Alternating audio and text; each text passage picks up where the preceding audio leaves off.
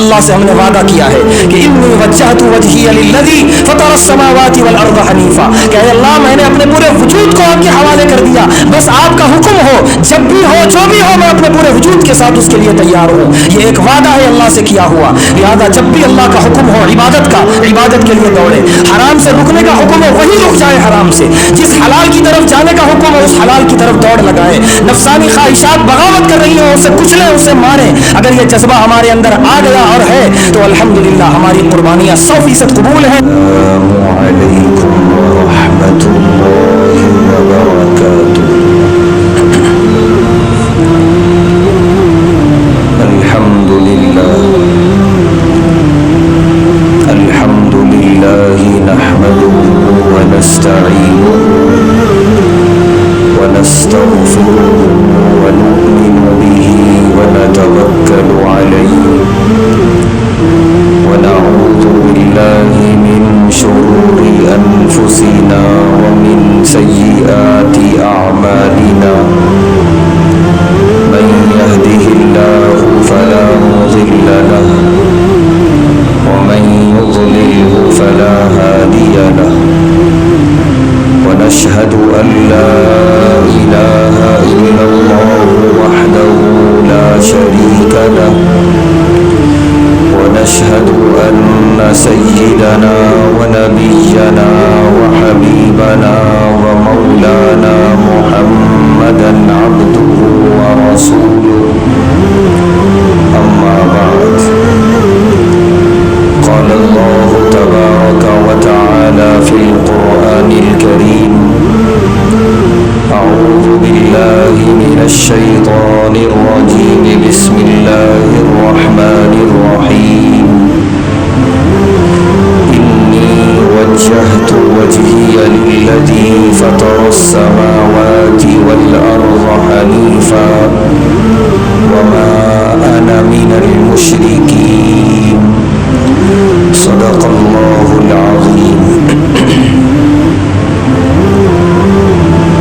ہر طرح کی تعریف اور حمد و ثنا اللہ بزرگ و برتر کے لائق ہے،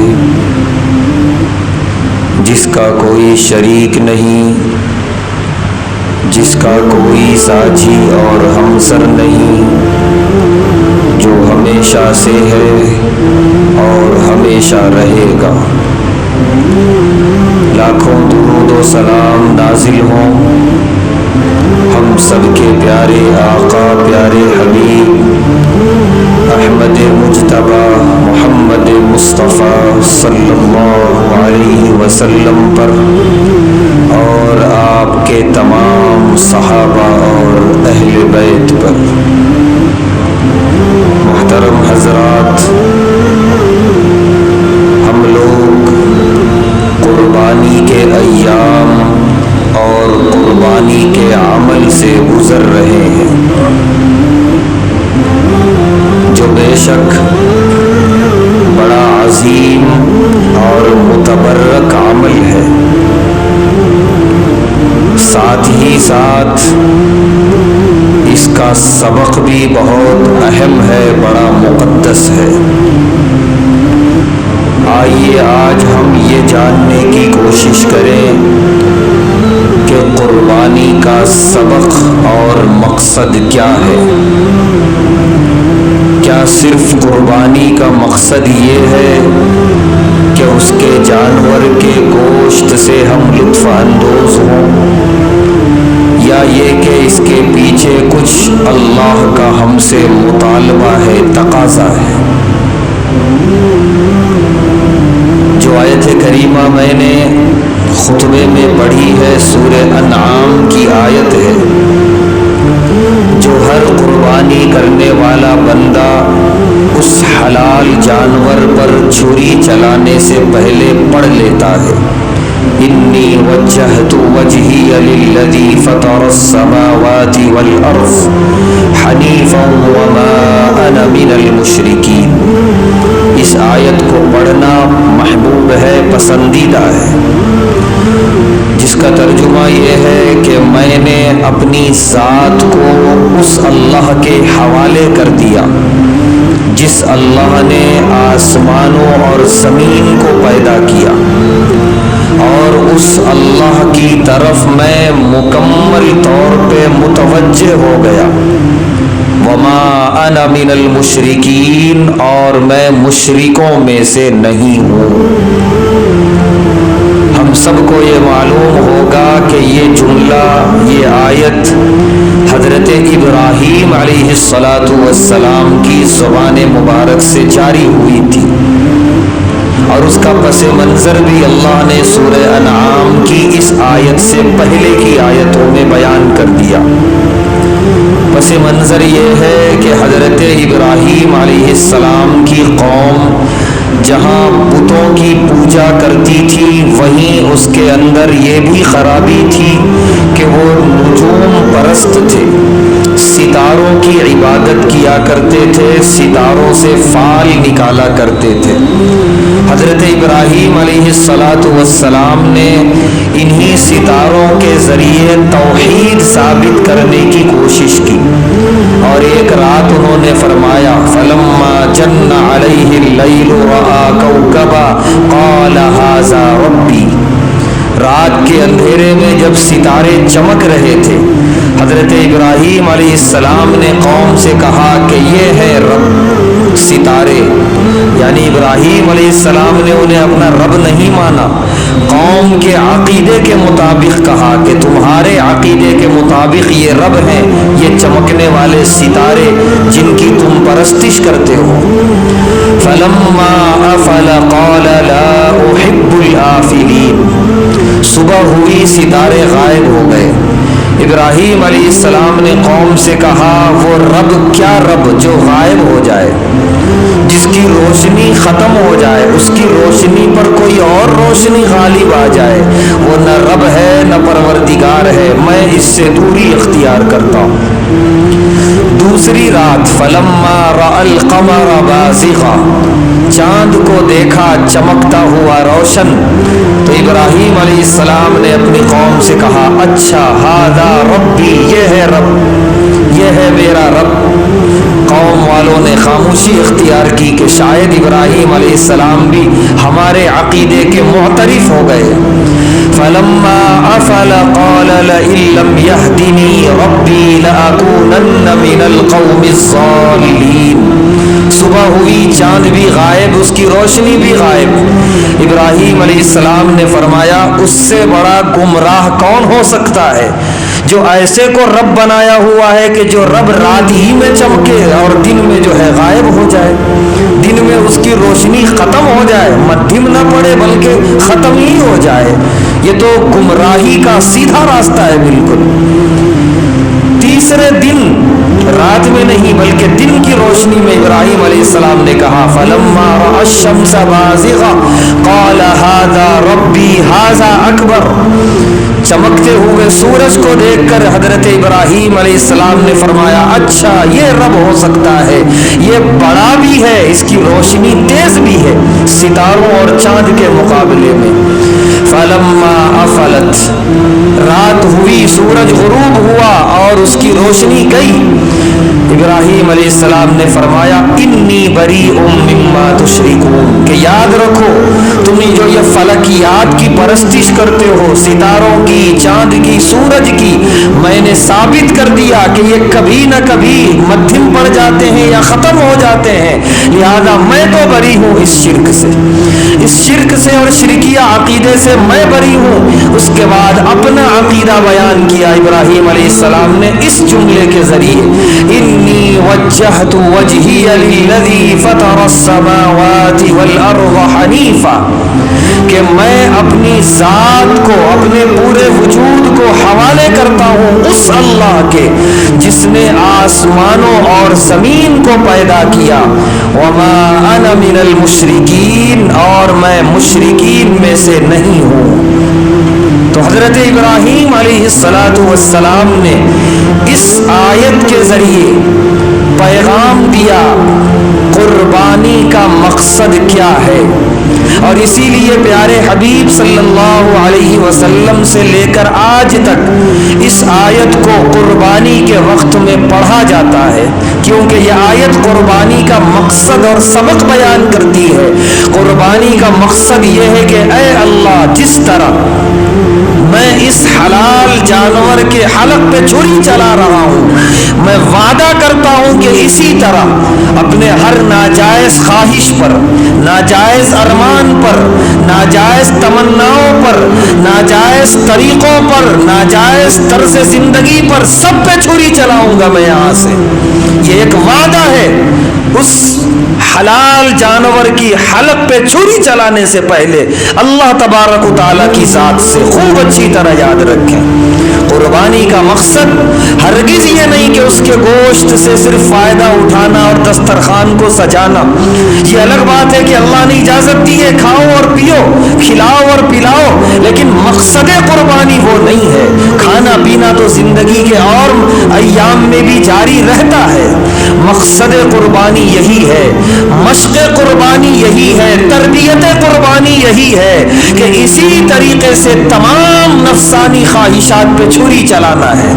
اور اگر یہ نہ ہوا تو پھر یہ قربانی جو ہم نے دی ہے، کل اللہ کے دربار میں یہ جانور خود ہم سے سوال کرے گا کہ ہم بے زبان تھے، اللہ نے ہم کو تمہارے تابع کر دیا تھا، ہم کوئی سرکشی نہیں کر سکتے تھے، ہم تم سے لڑ نہیں سکتے تھے، ہم تمہارے تابع فرمان ہو گئے تھے، بڑی آسانی سے تم نے ہمیں لٹایا اور ہماری حلق پہ چھری چلائی، لیکن تمہاری زندگی میں جب وقت آیا نفسانی خواہشات پہ چھری چلانے کا تو تم نے کیا کیا؟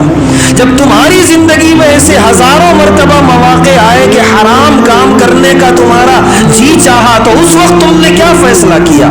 کیا تم نے اس پر چھری چلائی؟ اس حرام طریقے پر چھری چلا کر حلال کی طرف تم آئے یا نہیں آئے؟ جواب دہ ہونا پڑے گا اللہ تبارک و تعالیٰ کے دربار میں۔ اس لیے خوب اچھی طرح یاد رکھیں کہ اپنے دسترخوانوں کو سجانے سے پہلے اپنے نفس کو سجا لیں، اپنے ایمان کو سجا لیں، اور اس آیت کو پڑھ کر اللہ سے کیے ہوئے اس وعدے کو اور اس عہد کو تازہ رکھیں اپنے دل و دماغ میں ہمیشہ، تاکہ ہمیں ڈر رہے، خوف رہے اللہ کے سامنے جواب دہ ہونے کا۔ پیارے حبیب صلی اللہ علیہ وسلم نے متعدد مرتبہ فرمایا، مومن کی جان، مومن کا مال، مومن کی نفسانی خواہشات، مومن کی زندگی کے اوقات، مومن کی اپنی توانائی، یہ سب کی سب قربانی کی جائے گی اللہ کی بارگاہ میں، سب کا امتحان ہوگا۔ اور انہی قربانیوں کی مشق ہے یہ قربانی، کہ جس طرح ہم نے اس جانور کو قربان کیا اسی طرح ہماری زندگی میں اللہ مانگیں گے کبھی جان کی قربانی جیسا اللہ نے مانگی اپنے نیک بندوں سے، صحابہ سے، کبھی مانگیں گے اپنے اموال کی قربانی، کبھی اللہ کی طرف سے مطالبہ ہوگا اپنی توانائی، اپنی طاقت کی قربانی کا، کبھی مطالبہ ہوگا اپنی قیمتی اوقات کی قربانی کا، اپنی حیثیت اور عزت نفس کی قربانی کا۔ ہر قربانی اللہ کے دربار میں پیش کرنا ہے تو ہم مومن ہیں، اور اگر کسی قربانی میں ہم نے پس و پیش کا، اگر ہم نے نعوذ باللہ ثبوت دیا تو پھر ہمارے دل میں ایمان کامل نہیں ہے۔ چنانچہ سب سے بڑی قربانی جان کی قربانی کہلاتی ہے، سب سے اعلیٰ ترین قربانی۔ بدر کے میدان سے لے کر کربلا کے کارزار تک صحابہ اور اہل بیت نے سجایا ہے سارا معرکہ اور سارا مشہد اپنے خون سے اور اپنی جان کی قربانیوں سے۔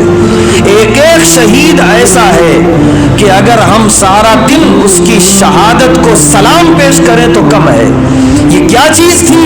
یہ اپنی جانوں کی قربانی انہوں نے پیش کی تاکہ یہ دین صحیح سلامت قیامت تک لہلہاتا رہے اور ہمارے اور آپ تک بصحت و سلامت یہ دین پہنچے جس پر عمل کر کے ہم جنتی بنے اور جہنم سے بچ سکیں۔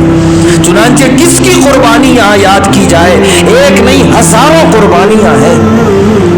حضرت خبیب رضی اللہ تعالی عنہ ایک انصاری صحابی ہیں مدینہ طیبہ کے، جنگ بدر اور جنگ احد میں بڑی بہادری کے جوہر دکھائے۔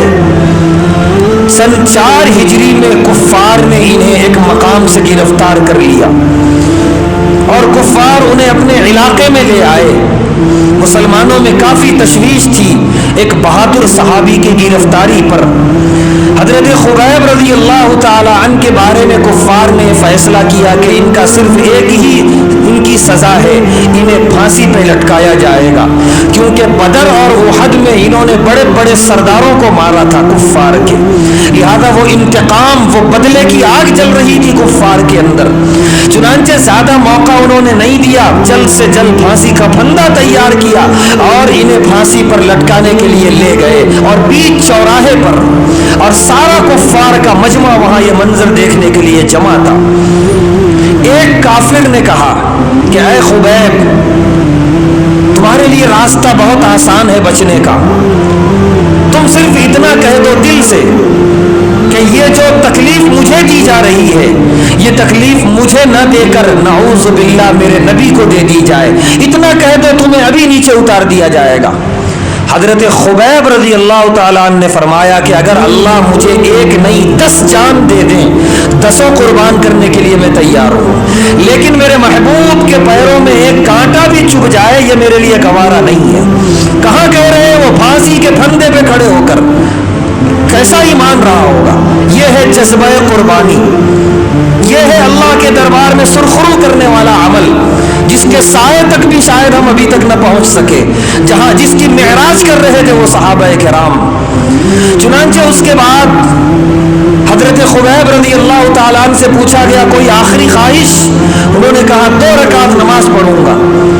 2 رکعت انہوں نے نماز ادا کی، سلام پھیرنے کے بعد انہوں نے کہا میرا جی چاہ رہا تھا میں اور لمبی نماز پڑھتا، مجھے بہت مزہ آ رہا تھا سجدوں میں، رکوع میں، قیام میں، لیکن میں نے نماز اس لیے جلد ختم کی کہ تم یہ الزام لگاؤ گے کہ موت کے ڈر سے نماز لمبی پڑھ رہا ہے، اسی لیے مجھے موت کا ڈر نہیں ہے، اس لیے میں اس الزام سے بچنے کے لیے میں نے اپنی نماز مختصر کر دی۔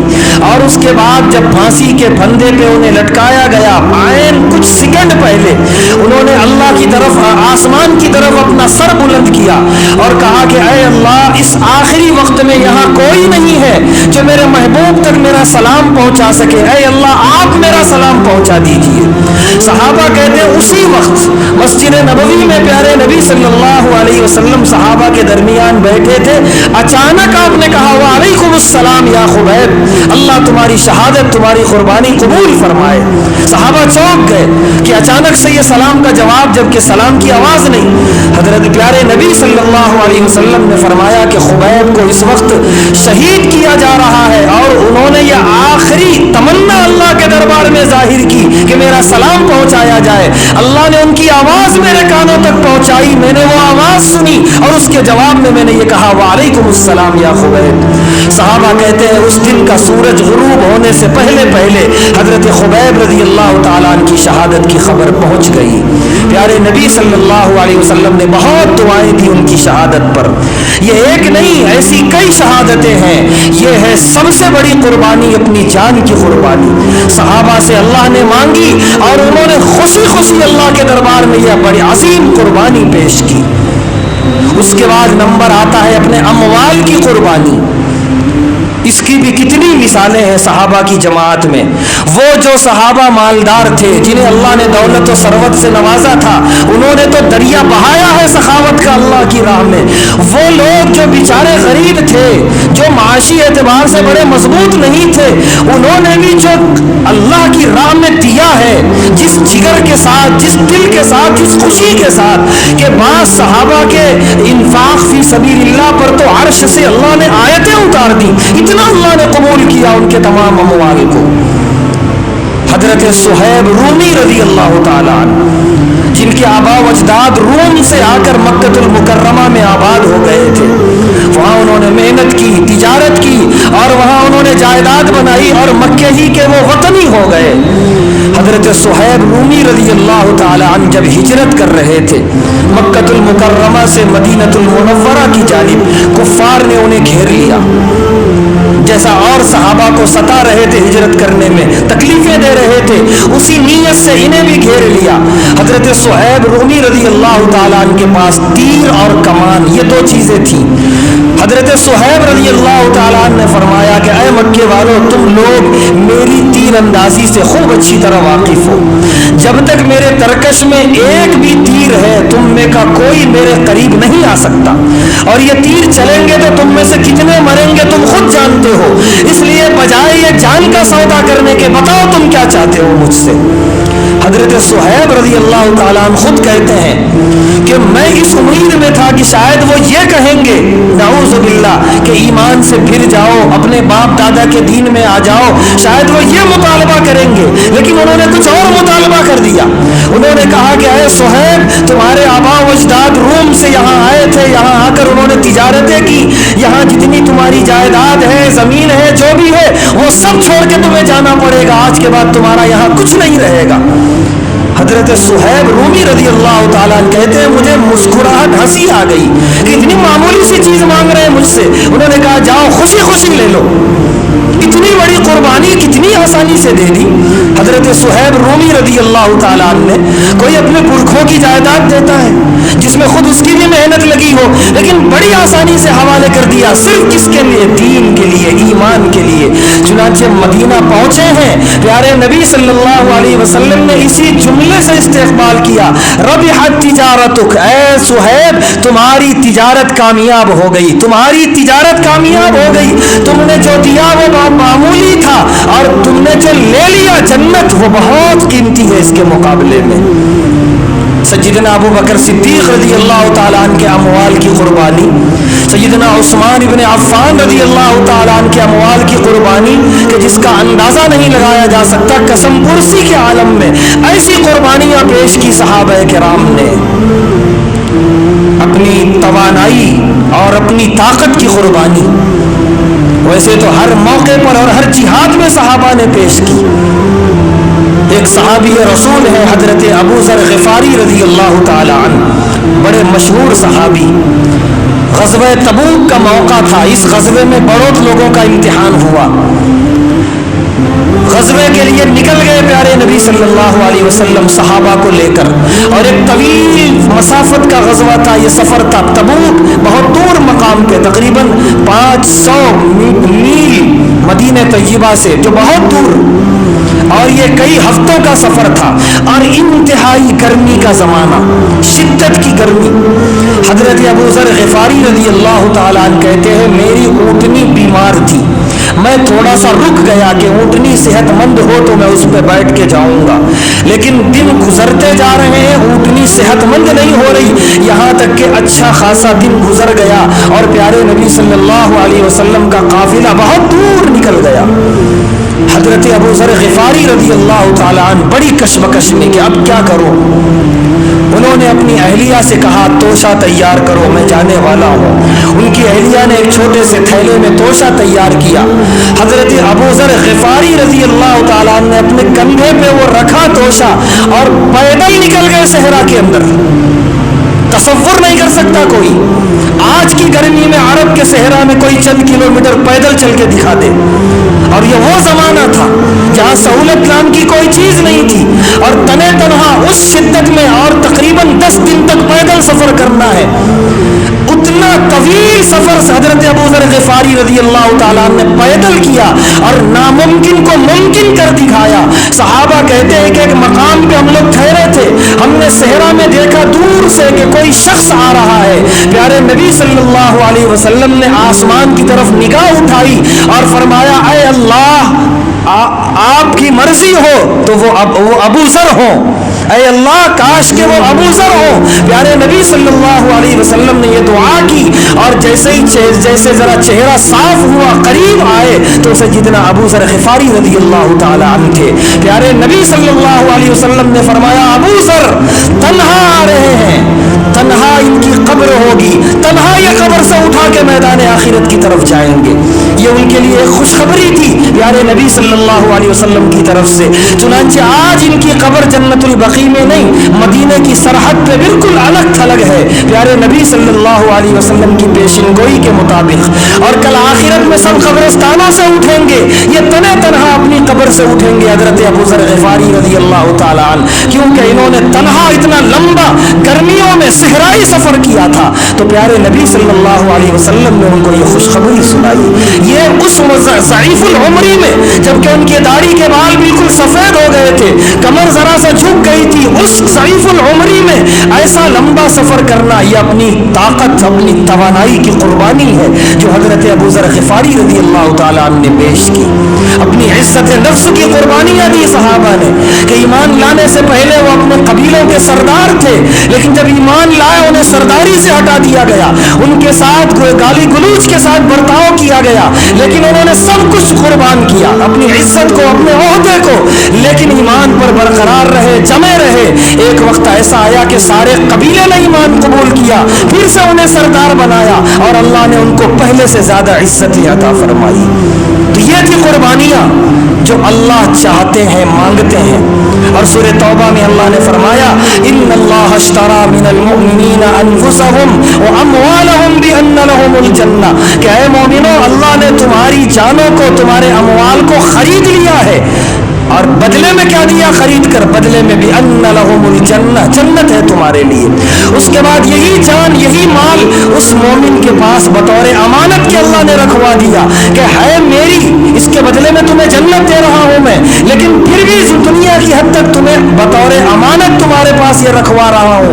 جب بھی یہ جان مانگوں دے دینا, جب بھی یہ مال مانگوں دے دینا, جب بھی یہ عزت اور یہ توانائی مانگوں میری راہ میں دے دینا, اور اس کے بدلے میں ہمیشہ ہمیشہ کے لیے تم جنت کے مستحق ہو جانا. یہ ہے اصل قربانی کا مقصد. اللہ تبارک و تعالی نے اس زمانے میں ہم سے ویسی عظیم قربانیاں نہیں مانگی جیسا صحابہ نے اپنے جان کی قربانی دی, جیسا اپنے مال کی قربانی دی, جیسی اپنی طاقت و توانائی کی قربانی دی. انہوں نے اپنا سب کچھ تج کر دیا, قربان کر دیا, اپنے گھر و بار تک کو اللہ کے دین کے لیے داؤ پر لگا دیا. ویسا مطالبہ اللہ کا ہم سے نہیں ہے. بس صرف اتنا ہے کہ جس دین پر تم قائم ہو, جس رب کا کلمہ پڑھ کے تم مسلمان ہوئے ہو, اس رب کی عبادت کے لیے جب تم سے چند منٹ مانگا جائے تو آ کر عبادت کر لو. یہ کون سا مطالبہ کر لیا اللہ نے, کون سی ایسی بڑی چیز ہم سے اللہ نے مانگ لی. اگر ویسی مانگ لی ہوتی جیسے صحابہ اور اکابرین اور اولیاء سے مانگی تو نہ جانے ہمارا کیا حال ہو جاتا, اللہ معاف کرے. مانگا کچھ بھی نہیں ہے, لیکن ہمارا حال یہ ہے کہ اس میں بھی ہم قربانی دینے کو تیار نہیں رہتے. کل کی فجر تھی اور آج کی فجر مسجدوں کے اندر, کسی ایک مسجد کی بات نہیں, تمام مسجدوں میں کل کی فجر میں الحمدللہ بڑا نورانی ماحول تھا مسجدوں میں, اس لیے بھی کہ عید الاضحیٰ تھی, اور اس لیے بھی کہ نماز کے بعد فوراً عید کی نماز اور اس کے بعد قربانی کے عمل میں مصروف ہونا تھا. اور ایک آج کی فجر کی نماز تھی, مسجدیں بالکل سناٹی ہیں, ایک صف دو صف مسجدوں میں. یہ ہماری قربانی کا عالم ہے. ہم نے یہ سمجھ رکھا ہے قربانی کا مطلب صرف دسترخوان سجاؤ اور قربانی کے جانور کے گوشت سے خوب لطف اندوز ہو, باقی یہ وقت کی قربانی, یہ نیند کی قربانی, اس سے ہمیں کوئی لینا دینا نہیں. اللہ معاف کرے, یہ جانور ہمارا گریبان پکڑے گا, یہ قربانی ہمارا گریبان پکڑے گی کہ اس کے لیے ہم کو قربان کیا تھا. بستروں پہ سوئے رہنے کے لیے اللہ کی مسجدوں سے آوازیں آئے تو ہمارا گوشت اور ہمارا گوشت کھا کر ایک لمبی نیند میں, گہری نیند میں جانے کے لیے تم نے ہمیں قربان کیا تھا, یا کچھ اللہ سے تم نے وعدہ کیا تھا. اللہ سے ہم نے وعدہ کیا ہے کہ انی وجہت وجہی للذی فطر السماوات والارض حنیفا, کہ اے اللہ میں نے اپنے پورے وجود کو آپ کے حوالے کر دیا, بس آپ کا حکم ہو, جب بھی ہو جو بھی ہو میں اپنے پورے وجود کے ساتھ اس کے لیے تیار ہوں. یہ ایک وعدہ ہے اللہ سے کیا ہوا. لہذا جب بھی اللہ کا حکم ہو عبادت کا, عبادت کے لیے دوڑے. حرام سے رکنے کا حکم ہو وہیں رک جائے حرام سے. جس حلال کی طرف جانے کا حکم ہو اس حلال کی طرف دوڑ لگائے. نفسانی خواہشات بغاوت کر رہی ہوں, اسے کچلیں, اسے ماریں. اگر یہ جذبہ ہمارے اندر آ گیا اور ہے تو الحمدللہ ہماری قربانیاں 100% قبول ہیں اور قربانی کا مقصد ہمارے اندر موجود ہے. اور اگر ایسا نہیں ہے تو پھر ایک مرتبہ نہیں 100 مرتبہ سوچنے کی اور فکر کرنے کی ضرورت ہے. زندگی کے ایام بہت کم باقی رہ گئے ہیں, لہذا اللہ سے کیے ہوئے وعدوں کو پورا کریں اور اپنے آپ کو اللہ کے حوالے کریں. اللہ تبارک و تعالیٰ سے دعا ہے اللہ تبارک و تعالیٰ ہم تمام کی قربانیوں کو قبول فرمائے اور ان قربانیوں کا جو سبق اور جو مقصد ہے اس کو اپنی زندگی میں اتارنے کی توفیق عطا فرمائے, ہر طرح کے شرور اور گناہوں سے محفوظ فرمائے. وآخر دعوانا الحمدللہ رب العالمین.